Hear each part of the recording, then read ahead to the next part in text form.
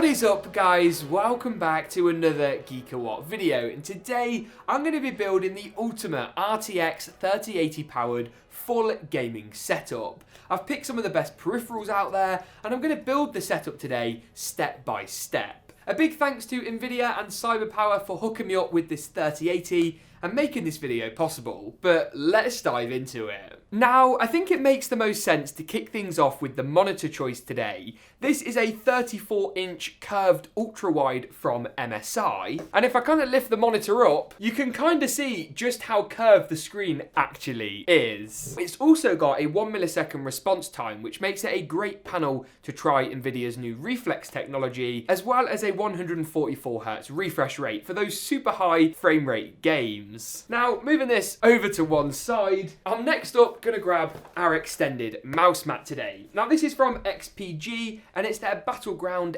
XL Prime. It's not actually too costly and it's going to protect our desk today from any scratches, scuffs or rage quits in game. That too. It's kind of funny, it says game to the extreme on the box. I mean, we will be at 144 frames a second in Fortnite later on. Now then, it's peripheral time. The first of those peripherals is our keyboard today. This is a brand new keyboard from MSI and it's their Vigat GK50 Elite. Now, this is the successor to the GK50, which is my favorite low profile mechanical keyboard. This has got some really nice sounding, listen to that, kale white switches, and also has a fairly low profile design. Okie dokie. Now we'll finish off some of the rest of the peripherals and some really cool accessories I've got later. But for now, this is the build that we're going to be using for the setup today. Now, this insane machine comes packed with an Nvidia RTX 3080. Specifically, it's one of the MSI cards, as well as a water-cooled Core i9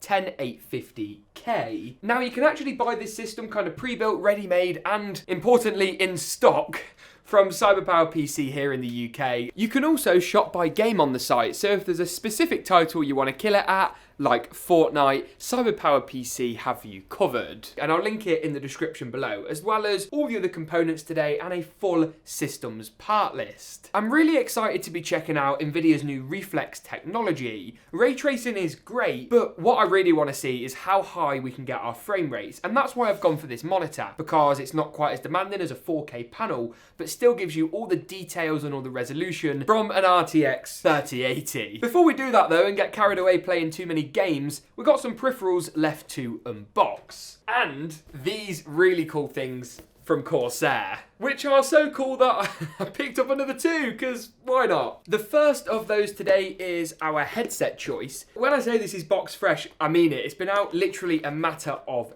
days. This though, my friends, is no ordinary headset. It's got Corsair's new haptic feedback feature, which means the camo bits like physically vibrate if you get shot or you listen to a bassy song. So it's like bass boost, but actually real and on your ears. I think this is going to be really immersive for games though, and it's also got this kind of cool hydro dipped camo. As you can see though, we need somewhere to hang and to put our headset today.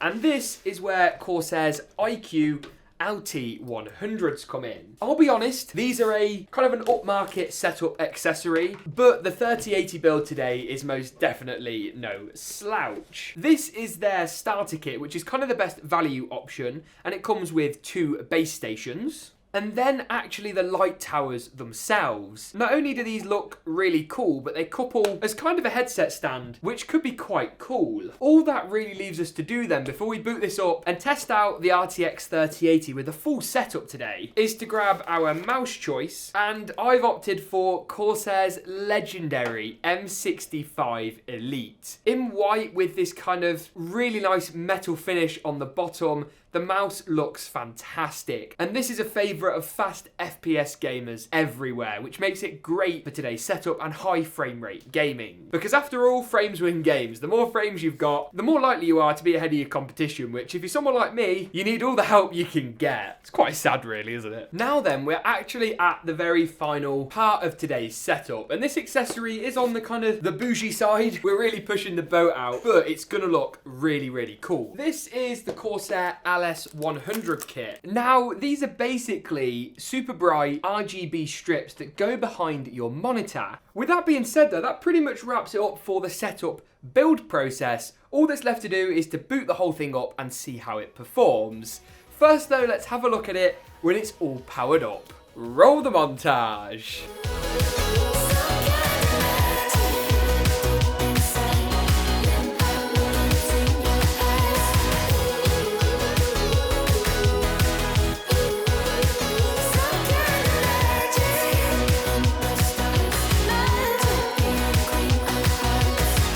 Alright then, we've booted the machine up and I've installed a load of the most popular titles on it. The kind of games where you're wanting to get 2, 3 or even 400 frames per second. I'm kicking off with Fortnite, and yes, I am running at 3440 by 1440, but if you head down here, you can see that we've got NVIDIA's DLSS set to performance mode. This is going to basically render the game at a slightly lower resolution with our graphics card, then use AI to upscale to give us a bit of extra frame rate. I've also got NVIDIA's new Reflex technology on. That's going to streamline the GPU processing. Your input lag is actually slightly lower, which with the 1 millisecond response time of this monitor is going to be a great combo. Okay then, we've jumped out of the battle bus. We're trying to find a gun and some loot and all that good stuff, and we're at over 300 FPS at the minute, which is pretty immense at this kind of resolution. Visually, the game looks fantastic. We're still at nearly 300 FPS. I know there's not too much action yet, but you know, be patient, it'll come.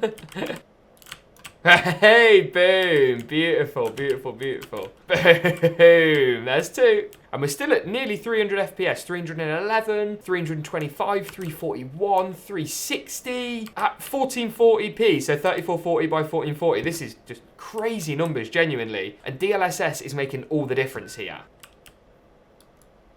Oh, beautiful, beautiful, beautiful, beautiful.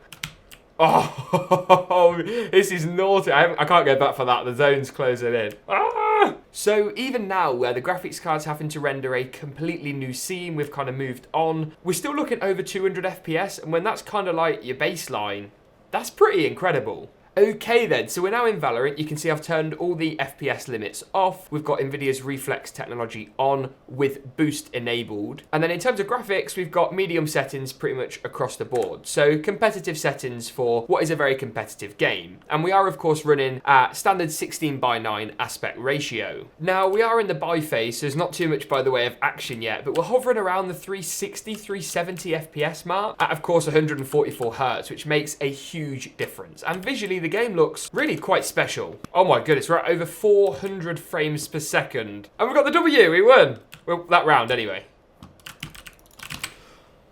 Oh no. Cool, so even now we're sitting over 400 frames per second, which is insane. So then, it also makes sense to test Rainbow Six Siege. It doesn't have DLSS, unfortunately, but we can still run it at 3440 by 1440 and head down to the medium preset to try and get all those extra frames. And we're going to jump into the benchmark mode, because then that way you guys can test your systems at home and see exactly how they stack up by comparison. So here we go. Currently at 340 frames per second, but that might go down. 460, it's gone up 440. And the game looks visually like so immersive, 1440p, nearly 500. Whoa, the vibration on this headset, the haptic feedback is insane. Still at 450, 390, so the frame rate is pretty consistently very, very high. And what all that extra frame rate means is that when you're in games, things are being rendered just that little bit earlier. Because rather than having to wait for those extra frames to render in, when you render in 300 frames per second, that's 5 times the frames of a 60 FPS game on console, for example. All the action is getting to your screen nearly instantaneously. Now, as well as Rainbow Six Siege, I also, of course, tested out Apex Legends. Here, once again, we're seeing the frame rates in the hundreds of frames per second, you know, 3 digits rather than 2 digits. And visually, the game was super immersive, as you would expect, at 3440 by 1440 resolution. And I've put all the kind of average and 90th percentile frame rate results on your screen throughout. The other kind of really high frame rate esportsy title I tested today was Overwatch. Here at 1340 by 1440, with those settings knocked down, as I say, to medium, the frame rate results were pretty incredible. 200, 300, 400 frames per second, with a visual experience that actually looked really, really good. Overwatch is one of those games that never gets old, and with super high frame rates, it was an incredible gaming experience. You guys have asked for more competitive settings, so I'm going to be doing it more often in addition to this video. Before we wrap this video up though, a big thanks to CyberPower PC and Nvidia for making this video possible. I'll link all the parts for everything today in the description below, as well as CyberPower's website, where you can shop by game and find the ideal system for your favourite gaming titles. Thank you very much for watching though, and as always, we'll see you in the next one.